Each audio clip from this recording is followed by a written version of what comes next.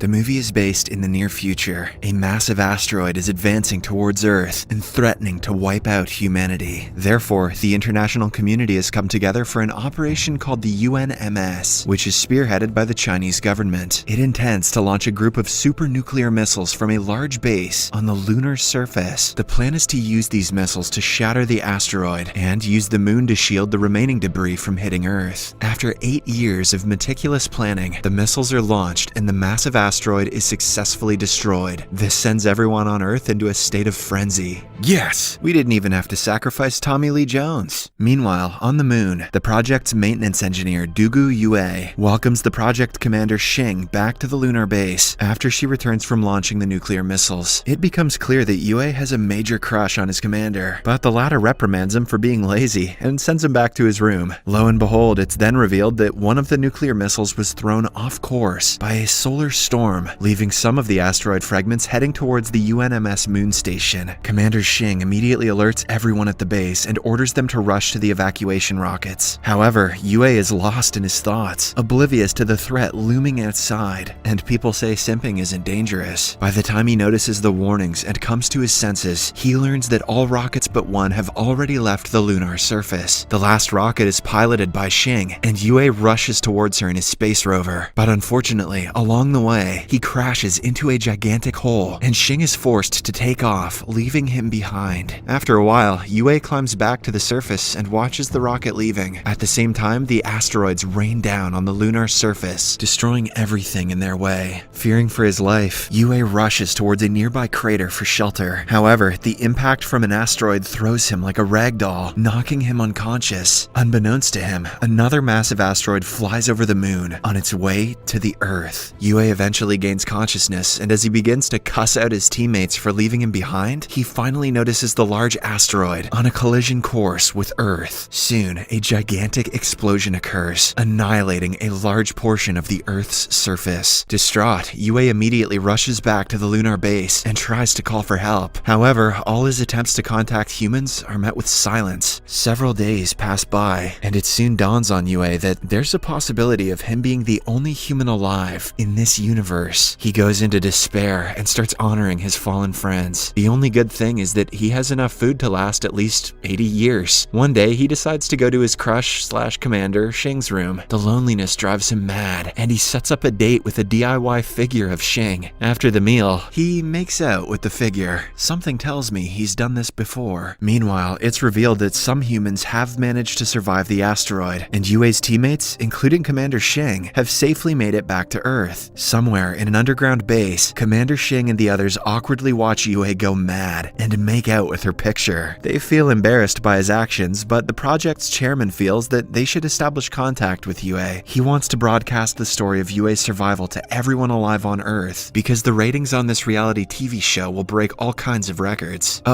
So that they can get a glimmer of hope and combat the terrible living conditions that they're currently facing. However, the only problem is that the asteroid strike has destroyed the communication link between Yue and the base on Earth. Back at the lunar base, Yue notices a ripped food package on the floor. He is taken aback as he doesn't recall opening it. Maybe it was the fake woman that you keep making out with. Suddenly, Yue hears a noise coming from storage, and when he reaches there, he notices a curvy female's shadow. This makes Yue hopeful again, and he starts dreaming of repopulating the Earth. He even starts flirting with the shadow, which he thinks is of a woman. However, to his astonishment, Yue learns that it's a giant kangaroo named Kong, eating away the stored food. Yep, Yue's lost his shit. It turns out that the animal was brought to the lunar base for research purposes. Yue quickly picks up a shovel and tries to scare the animal away from the storeroom, but unfortunately, this only agitates the kangaroo and it beats the life out of him. Unable to beat it with physical force, Yue dresses up as a female kangaroo and tries to seduce Kong. The trick works for a while, but it soon backfires on Yue when the kangaroo gets excited and tries to have coitus with him. Surely Yue was expecting this and is quite excited. In the process, Kong knocks off Yue's costume, exposing him. This infuriates the kangaroo even more, and it kicks Yue across the room. As everyone on Earth watches in astonishment, a stubborn Yue pulls out his Gatling gun and indiscriminately fires at Kong with plastic balls. Kong appears to retreat, but after a while, it comes back and pounds Yue continuously. After hours of back and forth, the fight comes to an end when they both knock each other out on the ground. As Yue picks himself up off the ground, he notices that the communication device is receiving signals from Earth. This again lights a glimmer of hope in Yue that maybe humanity has survived. However, unbeknownst to him, it's revealed that the signal was caused by the kangaroo's tail. After regaining the will to return home, Yue emotionally tells Kong that they might have a chance to return home again. However, the kangaroo ruins the moment and punches him again. 200 days have passed by since the incident, and now Yue has learned to coexist with the kangaroo. He has also conjured up an escape plan to Earth. He wants to utilize the spacecraft left behind by mission Apollo 18 to launch himself to a nearby space station and use its escape pods to return back to Earth. One day, Yue sets out to retrieve the spacecraft with Kong. The two eventually manage to bring it back into the base, but Yue realizes that the rocket can only carry a weight of 20 pounds. The problem can only be solved if he can find a different propulsion system. Luckily, the prototype for a nuclear weapon is still on the moon, so Yue decides to go and retrieve it. After gearing up with the necessary essentials, Yue immediately ventures out with Kong to retrieve the nuclear rocket. He is aware that the journey may take weeks, as the research building housing the rocket is located on the other side of the moon. Back on Earth, Commander Xing and the others watch them anxiously, because Yue's vehicle is solely solar-powered, and the sun only shines on the moon's surface for 14 days per lunar cycle. This means that the car can only travel 6,500 kilometers, but the research building is situated 8,000 kilometers away from Yue's base. After the sun sets on the moon, Yue is going to be stranded in the middle of nowhere and freeze to death. Just when all hope seems to be lost, Xing and the others notice that Yue is actually headed in the opposite direction. It turns out he is planning to chase the sunlight, as the moon only rotates at 16 kilometers per hour. This gives Yue exactly 41 days to complete his mission, where he can only sleep for 4 hours a day. With the days passing by, he becomes very dreary and even starts hallucinating. Fortunately, Kong is there to motivate him to keep going, and there's no shot that he's going to hallucinate anything weirder than that. After a long and perilous journey, the two finally arrive at the research facility. Inside, Yue finds the nuclear warhead and carefully lowers it to the ground. However, the kangaroo starts playing with the control buttons, endangering the mission and sending Yue into panic mode. On his way back to the home base with the warhead, Yue locks Kong inside his trunk to stop him from jeopardizing the mission again. It's a long and rough journey, so Yue plays loud music to keep himself entertained. As a result, he doesn't notice when the trunk carrying the kangaroo separates from the vehicle. After traveling hundreds of kilometers, Yue finally realizes that Kong has been left behind because of his mistake. Now, Yue is faced with a difficult decision. If he goes back to get Kong, he will lose the sunlight, and the vehicle will stop working. But if he doesn't go, Kong will freeze to death. Either my imaginary kangaroo friend dies, or we both die.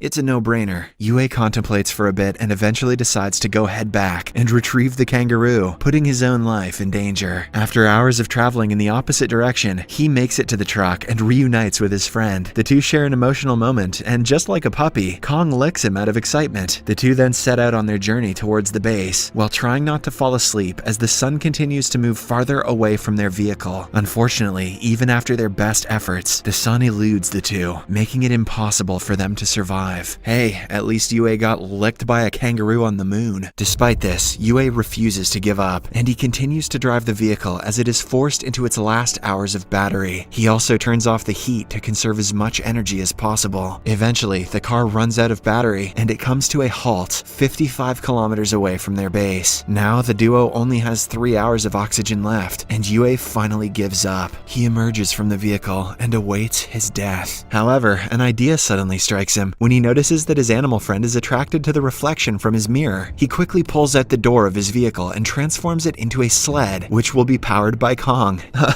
Oh sweet, I thought he was gonna murder Kong and live inside of his skin. Yue then flashes light beams in front of the kangaroo to make him chase them. The trick works, and he starts sliding across the moon's surface like Santa Claus. After a while, the two come across a giant pit, but Yue again refuses to give up and instructs Kong to jump over it. As they fly over the giant hole, he unleashes the gas tank on his back, which gives them enough thrust required to make it to the other side, and eventually to the base. Checkmate, Vin Diesel. Back on Earth, the project's chairman chairman broadcasts Yue's journey to the remaining humans, and it gives them courage and hope for humanity's survival. It also earns him a crap ton of ad revenue on Twitch. On the moon, Yue eventually brings back the giant warhead and prepares for his return to Earth. Unbeknownst to him, it's revealed that a second asteroid is headed towards Earth. Later, Yue receives another signal and becomes hopeful that the surviving humans on Earth are trying to contact him. Unfortunately, his happiness soon turns into disappointment when he sees that it is actually coming because the kangaroo is messing with the wires. Hence, Yue again loses hope and decides to abort his mission. However, the people back on Earth refuse to let him give up and think of an idea to contact him. All of them gather at one particular place and collectively shine their flashlights towards the moon. Yue eventually notices the signal and is moved to tears, realizing that he is not the only human alive. Later, with reinvigorated motivation, he realigns the receivers and is finally able to contact the humans on Earth, including his crush, Commander Shing. In a private moment, Yue confesses to Shing that she was the sole reason for him to come on the UNMS mission. Shing is moved by his confession, and she apologizes for leaving him behind. In the next scene, Yue, with the help of his teammates back on Earth, starts modifying the propulsion system of the rocket using the atomic weapon so it can take him back home. After completing the setup, Yue and Kong embark on their journey and safely enter the orbit, unaware that a second asteroid is heading directly for Earth. While the humans back home celebrate, Yue reaches the lunar space station. As he prepares to enter the escape pods, Commander Shing finally learns about the asteroid that is threatening to annihilate the planet Earth. The UNMS HQ then realizes that only Yue can save humanity, as he is in possession of the nuclear weapon on board the lunar space station. Left with no choice, Shing breaks the news to Yue, and surprisingly, he agrees to sacrifice himself to save humanity. Finally, there is a point to simping after all. Following this, UNMS orders everyone back on Earth to return to their shelters and prepare for the worst. Meanwhile, in space, Yue tearfully bids goodbye to Kong and sends him back to Earth in an escape pod. Why didn't he take the escape pod and shoot the goddamn kangaroo at the thing? Yue is an emotional wreck, but he collects himself as he has been tasked to save humanity. After a while, Yue heads towards the asteroid and enters a cluster of giant rocks. He tries his best to avoid them, but his surroundings become more crowded and chaotic. A rock eventually collides with his ship, causing the vessel to spin violently in space. Yue scrambles to stabilize the ship that's completely out of control. Eventually, he comes up with a solution. He breaks open the door of the ship and uses it to equalize the pressure, finally bringing the rotation to a halt. Yue then checks on the ship's engine, only to learn that it has been completely destroyed and can no longer lead him to the asteroid. Left with no other choice, he decides to manually take the nuclear bomb to the giant asteroid. This means that Yue dies an extremely painful death. However, without a second thought, he ventures out and unlocks the warhead. Then he uses his jetpack to head straight towards the massive asteroid, while dragging the nuclear warhead with him. Yue's spacesuit is slowly destroyed by the countless rocks, but he finally reaches the asteroid. In his last moment, he remembers his crush, Commander Shing, before a huge explosion takes place, and the asteroid is blown into smithereens. Back on Earth, people finally emerge from their shelters and notice the giant explosion in the sky. They are elated to have survived the apocalypse, but are also sad that Yue has sacrificed himself. Several years pass by, and the humans have restored Earth to its former glory. The kangaroo Kong is returned back to its natural habitat, while Commander Shing and her team are again sent back to the moon, so they can continue their work of protecting the Earth from extraterrestrial threats. I was kinda hoping Kong would end up with Shing. Subscribe for more videos like this.